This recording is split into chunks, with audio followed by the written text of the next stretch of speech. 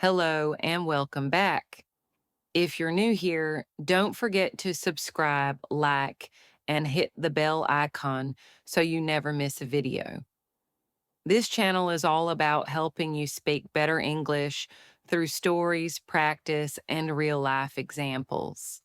Today's video is special because it's not just about learning English. It's about experiencing it through a story. So I want you to listen carefully, repeat after me when you can, and stay with me until the end. You'll not only enjoy the story, but also pick up many useful English expressions and sentence structures. And trust me, the story is worth it. Let's begin. My name is Tara, and for a long time, I believed I was just a regular girl from a regular town. I lived in a small, quiet village surrounded by forests and hills, the kind of place where everyone knows everyone, and life moves slowly. I had a routine: wake up at 6, help my grandmother in the garden, go to the school where I worked as a part time assistant, and return home before sunset. There was nothing particularly exciting about my life, and to be honest, I was okay with that. I liked the silence. I liked knowing what would happen next. But everything changed one rainy afternoon. It started like any other day. The sky was gray and the air was thick with the smell of wet earth. I was walking home from the market with a basket full of vegetables when I noticed something strange on the path near the river. At first, I thought it was just a pile of old clothes someone had thrown away. But as I got closer, I saw it was a person, a man, lying there unconscious, soaking wet and shivering. Without thinking twice, I dropped my basket and ran to him. He had a deep cut on his forehead, and his clothes were torn like he had fallen from somewhere or maybe been in a fight. He was still breathing, but barely. I looked around for help, but the path was empty. No one ever came this way in the rain. I had two choices: leave him there and go for help, or try to carry him to my home. My heart was racing. I knew I couldn't leave him, so I took a deep breath, grabbed his arm, and slowly dragged him back to the cottage. It took almost an hour. My hands were shaking and my back hurt, but I managed. As I reached the cottage, rain still pouring down, I kicked the door open with my foot and shouted for my grandmother. She rushed to the door, her eyes wide when she saw the man in my arms. Without hesitation, she helped me lay him down on the wooden bench near the fireplace. His clothes were soaked, and his skin was cold to the touch. My grandmother touched his forehead gently, then looked at me with concern. "He's burning with fever," she said. "We need to act fast." I nodded, out of breath but focused.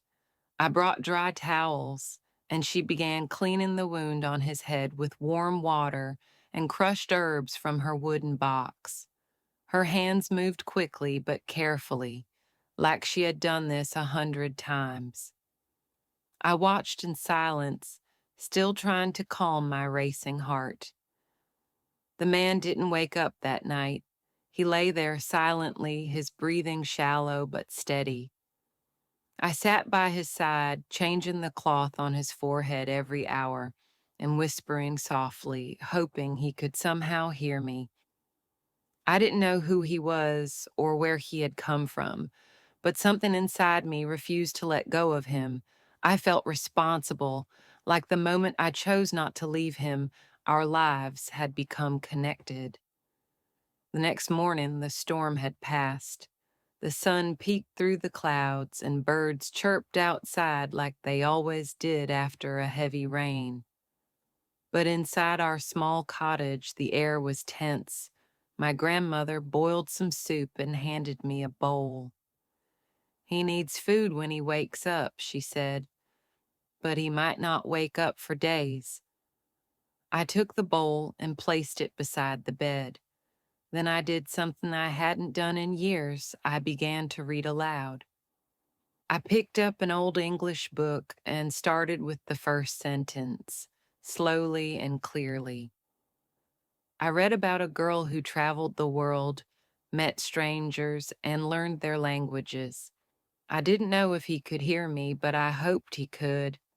Maybe the sound of a voice could reach him even in sleep. By the third day, his fingers twitched. I leaned closer and called out softly, "Can you hear me?" No answer. But then his eyelids moved. I held my breath. His eyes opened just a little, dark, confused, tired, but alive. "You're safe now," I whispered. "You're not alone anymore." He didn't speak, but his eyes met mine, and that was enough. My grandmother was shocked when she saw us, but she didn't ask questions. She just nodded, took over, and began cleaning his wounds. She was a healer, known in the village for her old herbal remedies. She had seen things I had only heard about in stories. For 2 days, the man didn't wake up. We took turns watching him. On the third morning, I was sitting beside his bed, reading a book out loud, when I heard a cough. I looked up and saw his eyes open, dark and sharp. Where am I?" he whispered. "You're safe now," I said softly. "You were lying by the river. I brought you here." He tried to sit up, but winced in pain. "Don't move," I said. "You're hurt." He looked around, confused but calm. "Thank you." For the next few days, he spoke very little. I didn't even know his name, but he listened when I talked, especially when I read from my book. One evening, as I was reading aloud, he stopped me. "You have a beautiful voice," he said. "You speak so clearly." I smiled. "Thank you. I read to practice. I want to speak better." "English?" "Yes, I want to teach it someday." He nodded. "Then you will. You have patience and courage." We didn't speak again for hours, but that small conversation stayed with me. There was something about him, something mysterious. Finally, on the sixth day, he told me his name, Elias. He was not from any nearby town. In fact, he claimed he was from a place that didn't even exist on our maps. "You won't believe me," he said, "but I'm not from this world." At first, I thought he was joking, or maybe he was still confused from the injury, but his eyes were serious. "I came here through a portal," he explained, "a kind of doorway that connects my world to yours. I was being chased. I barely escaped." I laughed nervously. "You mean like a different planet?" "Not exactly," he said. "More like a parallel world. Similar in many ways, but different in others." I didn't believe him, of course, not then. But I didn't argue either. I just listened. Over the next few weeks, Elias stayed with us. He helped in the garden, learned to cook with my grandmother, and practiced English with me. His English was good, but he had a strange accent and used unusual words. I asked him about it one day.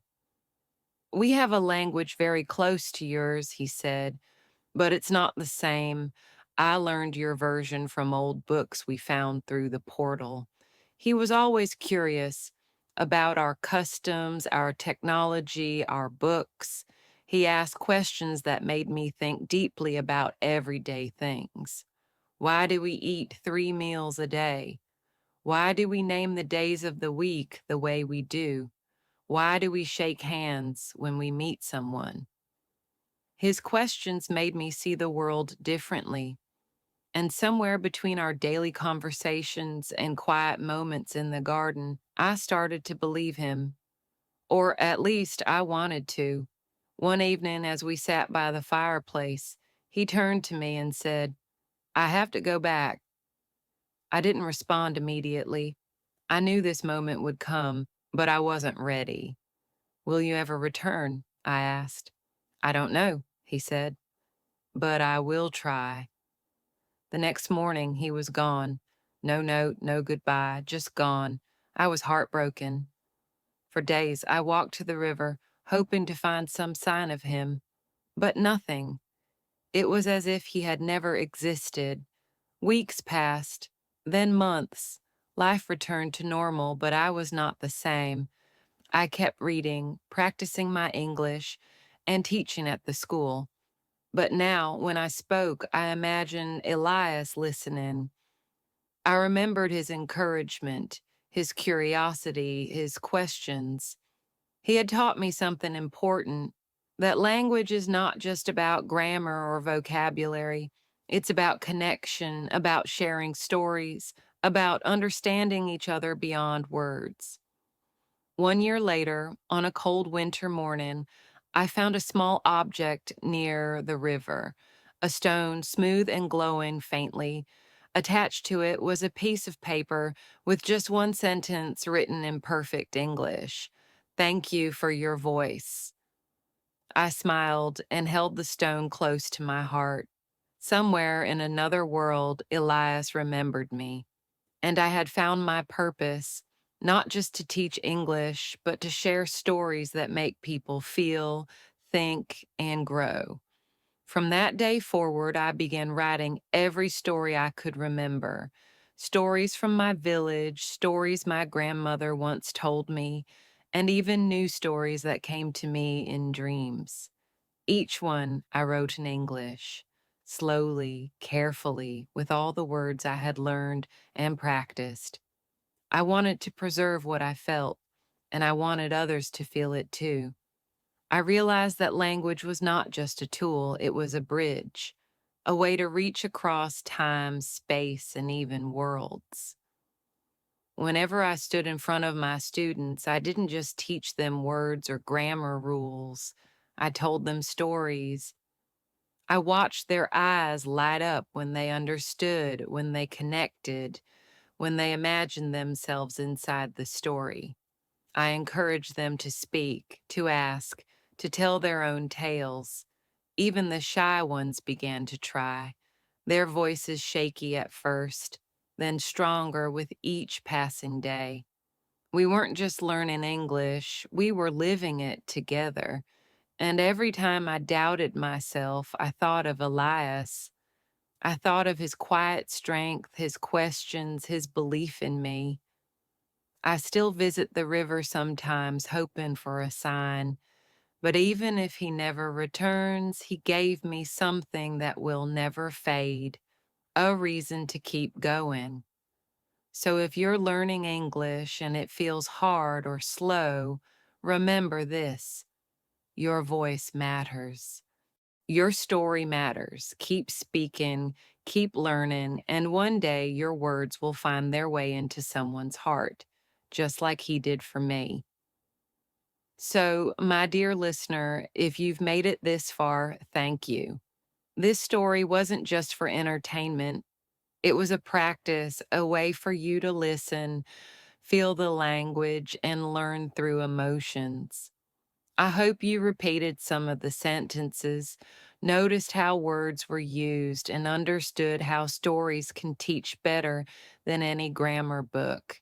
The trick to speaking better English isn't just memorizing rules. It's about listening closely, speaking often, even to yourself, and staying curious. Practice with stories. Speak your thoughts aloud.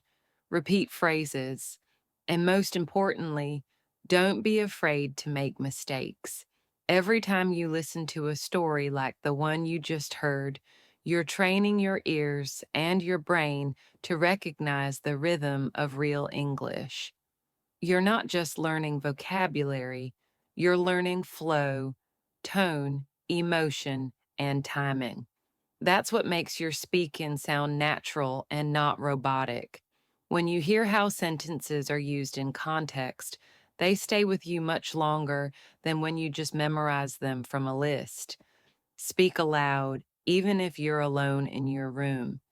Describe what you see around you. Talk about how your day went, or even repeat parts of this story using your own words. That's called self talk, and it's one of the most powerful tools you can use. It's simple, free, and always available. You don't need a partner to start speaking, you just need the courage to start. And remember, mistakes are not a sign of failure, they are signs that you're trying. Every fluent speaker once spoke slowly, made errors, and forgot words, but they kept going. That's what matters. The more you speak, the better you get. The more you listen, the more you understand. So be patient with yourself. Your journey is unique, and every step forward counts.